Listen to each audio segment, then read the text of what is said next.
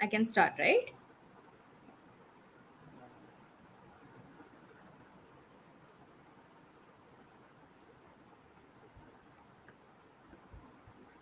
Okay, ladies and gentlemen, esteemed participants, and aspiring entrepreneurs, good afternoon and welcome to this online session hosted by Satna Incubation Center.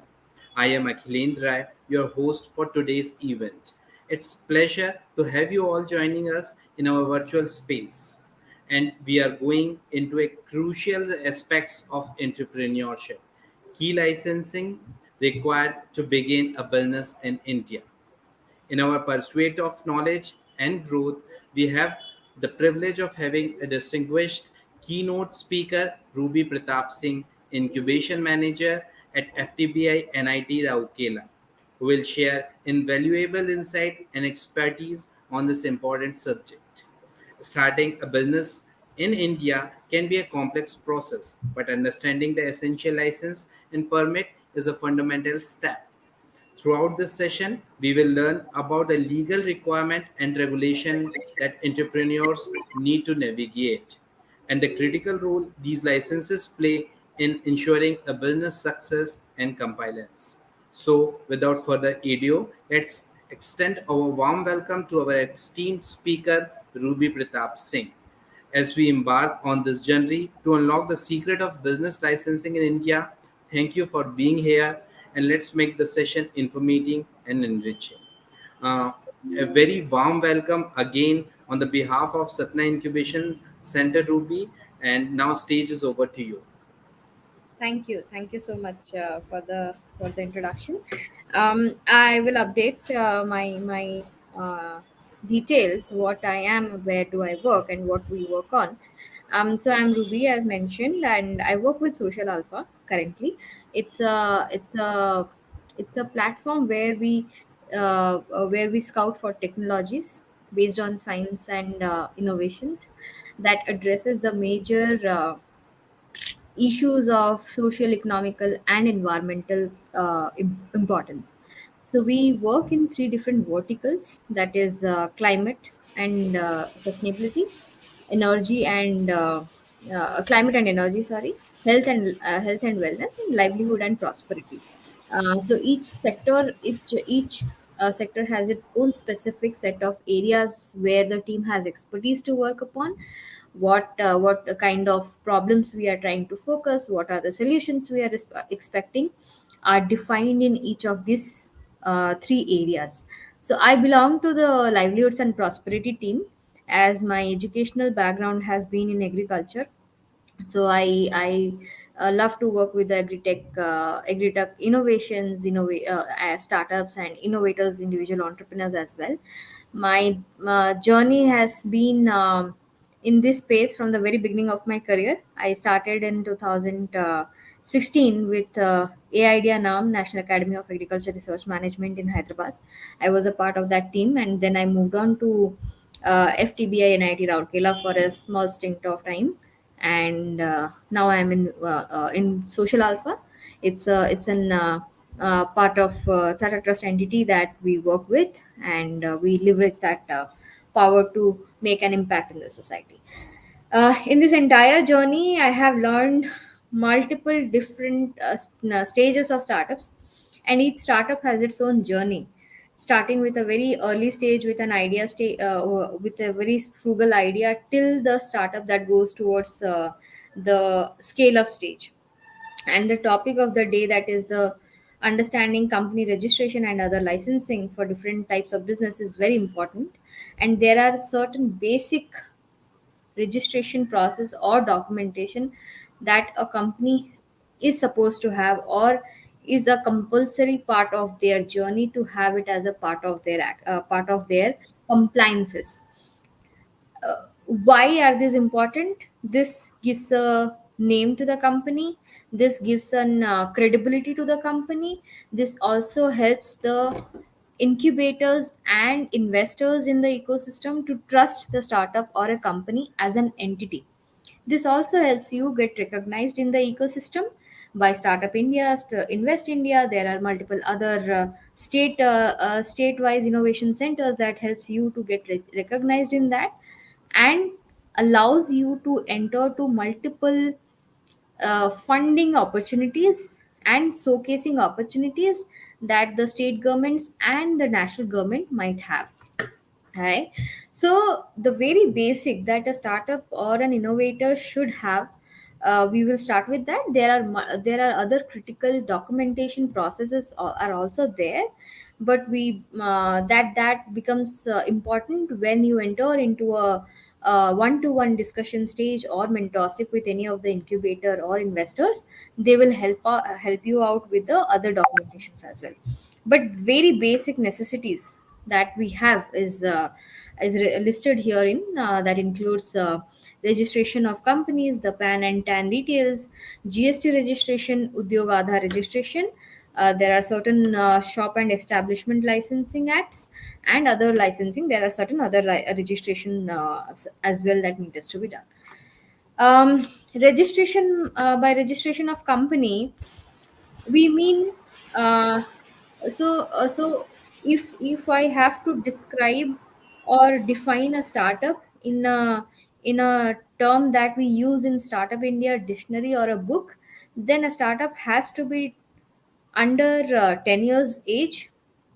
It should not be over 100 crores of revenue, and it should have registered under the Companies Act of 2013. This is a clear three step definition of a startup to be liable to call as a startup in the ecosystem, in Indian ecosystem basically. So they has to make themselves registered uh, under any of the entity. It might be a private limited company, it may be a public limited company, it may be a one partners company, it's a OPC, or a limited liability company. So depending on the nature of your activity, you can definitely consult your mentors or experts who are there in terms of compliance registration. They can help you out. So each of this type of registration has its own uh, to's and fro's. The best part you have is the private limited registration. That is where you have a entity, and that gives a trust to anybody in the ecosystem. The single person company, uh, although are considered as startup, but going forward, when your company grows, when your company starts making higher revenue, it would need to be registered under private limited. So it is always defined, it is always suggested to get the private limited registration done at the very beginning. That will cost a little higher, yet that is the important thing that you can close out at the beginning of your startup registration itself. Once you are done, there are certain Ruby. I had a question at this point that suppose the startup registered as a one-person company initially, but after like, sometime he feels that his company is growing, and he restructured his company to a private limited company. So, is there any challenges he have to face by restructuring this company, or that's a feasible thing he can do to start his startup journey? that can be done. Most of the startups, because of the constraint of funds, they do start with a LLP, which is the LLP or partnership forms, which is a very nominal and the easiest process to start with. But eventually, when they start getting attraction and start growing their business, they do turn to private limited. There is no challenge in doing that. It is just a little financial compliances that will they have to move their balance sheets, their P&L account, which they used to maintain, might be not so in an organized way. They have to maintain it and move it to the private limited company. The rest, all terms and conditions remains the same as it is.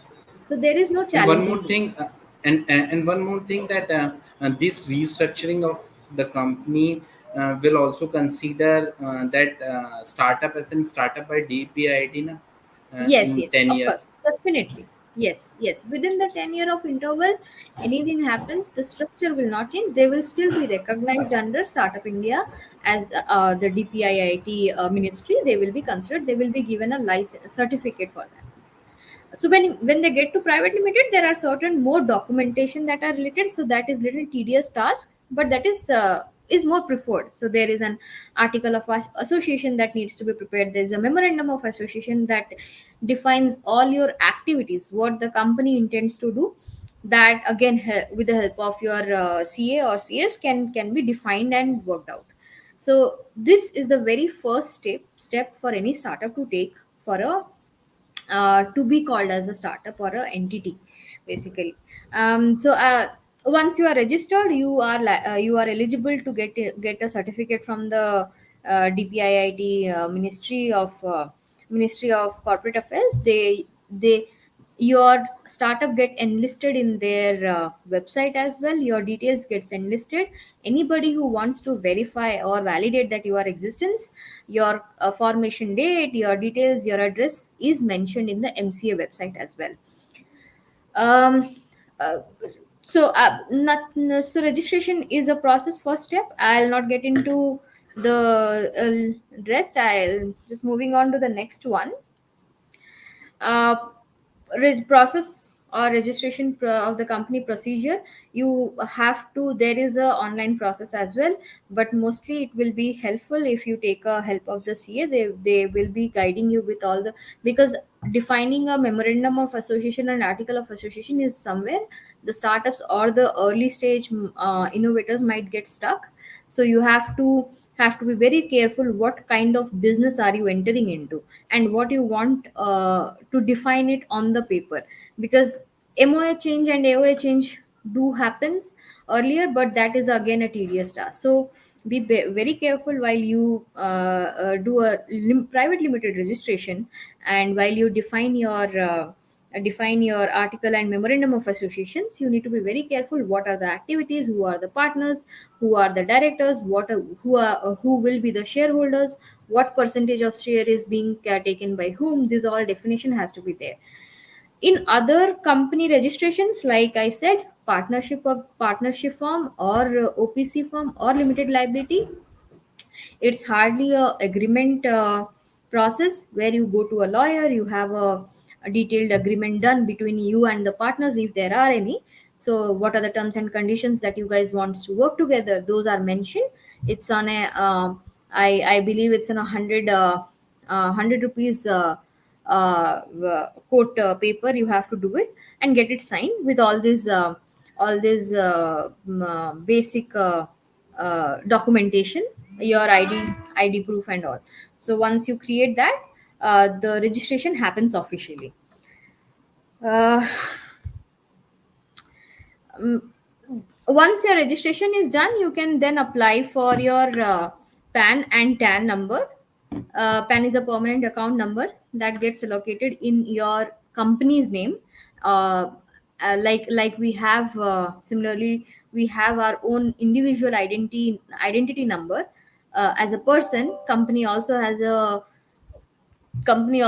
personal identity number that we call it as PAN and TAN, which is a very important document for all your finance related activities. So unless you have it, you cannot do any financial transactions going ahead. You cannot do a third party vendor payment. You cannot get your purchases done in the name of the company. Any GST applicability you cannot do. PAN is important because that also helps the government to track the activities and your revenue process. So that also helps you to be exposed to a lot of other investors in the ecosystem who may be interested to offer any funding opportunities to you. So PAN and TAN can also again be in the you can apply it on the website itself. They have their entire process journey. It's a very easy process. You can apply it. It takes time to get the PAN detail, but you can do it online itself. GST is again one of the very important document. It's a Goods and Service Tax Act that we have launched, and any startup who has turned, who has crossed the revenue of 40 lakhs, is mandatory to do a GST registration. um, Startups from the very beginning can do the GST registration, but while issuing the invoices, GST is applicable if they are in more than 40 lakhs of revenue.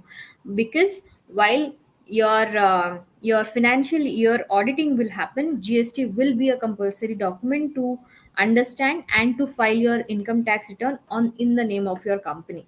So this has to be done in place every year, once you are crossing the limit, or even if you are not, if you have registered it as your company, you should have it as a, a document in your books without any delay.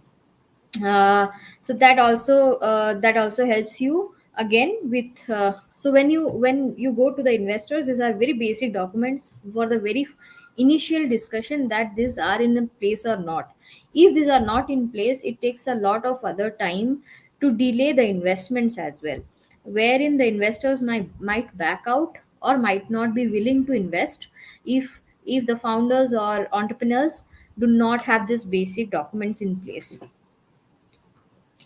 MSME registration is also again, this is uh, we don't say it's as a compulsory document immediately, but it is good to have good to have a document with you, because again, this is again a government of India guidelines that MSME licensing is also important if we are doing any kind of manufacturing product or service based solution that you are offering to any of your customers. If you are MSME registered startup, that helps makes your process much easier for this vendor release in terms of your government activities. If you are in the gem portal, there is a portal where you can go and register yourself. You must have this MSME and GST certificate both. So again, this certificates are easy to apply. There are on the website, you can go and fill on your details, and it will take hardly 15-20 days to get the certifications to your email box. Shop and establishment act licensing, I would this are very specific documentations for certain kind of businesses, and that also will define what kind nature is your business. Based on that, this is purely done. There are conditions, terms and conditions for this licensing, for this act. You have to consult to your lawyers in what will be the terms and conditions to create this document at least. So we have, in our startups, we do vendor registration license as well, where we do not want to establish anything ourselves, but we want the third party to come in. So there is an agreement that we put in place, so that don't get into this licensing act, because this is little bit of a act wherein you have to prove your activities, wherein you have to give all your documents very clearly to justify the need of this license. So this goes a little higher in the step. When you are very clear on the need of this kind of license, you should consult your lawyer and get this license done as well. Few other licensing and registrations act that are important. If you are into any kind of food processing or any type of consumable activities, then FSSI licensing is must. That you can also apply through the online. There is a process, the process is clearly defined. You need to have your basic ID proofs and company documentations, also about the products what you are willing to license for. The once you fill in the details, the licensing, once they validate, you will get it in your invoice as well. There are certain pollution control board, Reserve Bank of India licenses. There are SEBI. These I would say is a little higher, on a higher side documentation. But all the previous documents that we had discussed is really important for the startups to have it, to must have it. There is always a good to have and need to, must to have it, need to have the of documents, and all the previous documents we are supposed to have it in place. So I'll also help you with what are the stages when you get stuck. So, company registration, the startups don't get stuck. It's a very easy process. Once anybody in the, if you are connected with any of the expert or mentor who have worked in ecosystem, can help you with that, or the incubators like Satna Incubation Center or the other centers that can definitely help you out with the process. They have their in-house expertise as well. When it comes to the bookkeepings, in financial audit every year is a must for a startup. Even if you are an LLP or a partnership firm, it is a mandate for the startups to keep the compliances in place. That helps you to gain the trust of any funding body, may it be of government, may it be a grantee, may it be a equity investors. It is very important to have a compliances, the financial compliances in place. By that I mean a proper cash flow statement, a balance sheet, and P&L account, which has to be audited every year. You make it internally as a quarterly document, and you get it audited internally. But every year, however old you are, you get it done from a professional PA, so that it gives a you. If you are an invested company, you will definitely have to provide these documents to your investor. If you are not an investee company, you have to give, if you are willing, if you are willing to raise fund from the market. So this is again an important part. uh, there are certain other documentation. If you are a partnership company, the partners agreement is very important. uh, the terms and conditions between the partners, and what who the activities of the role and activities of each partners are important to be defined on a paper, and signed by both of this in witness of two each of the partners should have two witnesses to be signed. That also again is, even if it's a private limited company, it is necessary. Within the co-founders, they should have this co-founders agreement, that while we do investment, we take this, we should have it as a document in yours. And it can be refined as and when the terms and condition changes. For example, if the co-founder says, I don't want to be actively participating in the activities of the company, and I don't want to hold so much of equity in the company, so the co-founders agreement has to clearly define and keep updating as and when the terms changes. There is a ESOP policy, employee stock exchange option. That is again an important documentation or a process for a startup. Although we don't say it in a very early stage to have it, but it is good to have it, because that also gives a confidence for the founders as well as the investors, to keep your employees, your trusted employees, a part of your share to them, for them, so that they can hold on to the company for a long, and you do not face the manpower issue. Even if they even if they are willing, you should have something to offer, because they are your team members who are contributing. They should have something in return, so that they stick to your company, they are loyal to your company. So this again is an important document. I can go on, I would love to go on with other documents. We do have a checklist for all of this before even we incubate or invest. I can have a detailed session sometime later. But yeah, I'll stop here for any questions so far that the audience may have. Thank you, Ruby. Just one simple question that the viewers maybe want to know: that what are the common challenges and pitfalls that entrepreneurs often encounter when dealing with business licensing in India? Oh, there are a lot. Uh, because licenses, challenges. See, any government process has its own timelines. So, although we have moved on from the paperwork to digital India, and that has made our life much simpler than before. But still, it takes time, and it's only the timeline that it might get stuck. Other than that, I don't think, as on date, registration process or formation of a company is a challenge to any startup. That confidence is there. They have made it easier. It will take time, it might take more than a month, but and few follow-ups by the entrepreneurs that what has happened to my application for some pan registration or tan registration. But it gets done if all the documentation that they have asked is clearly given to them, provided while applying. There, rather than that, I don't think there is any challenge for a startup to get these licenses done, unless they are very critical, like there are certain other very critical. FSSI licensing is a little critical, because that comes under a safety security licensing, and they take time. They take their own time to do the trials, processes, and done. That takes time.